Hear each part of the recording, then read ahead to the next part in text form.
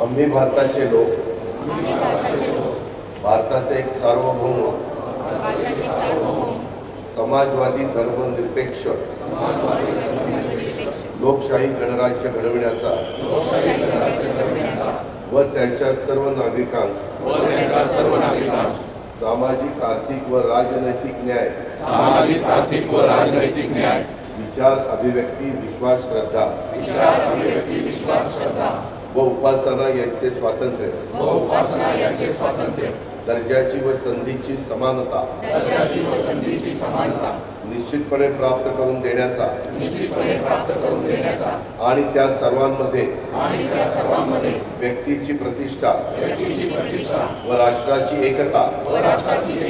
आणि एकात्मता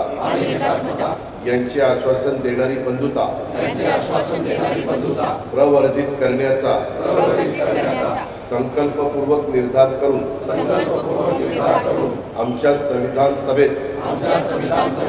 आज दिनांक 26 नोव्हेंबर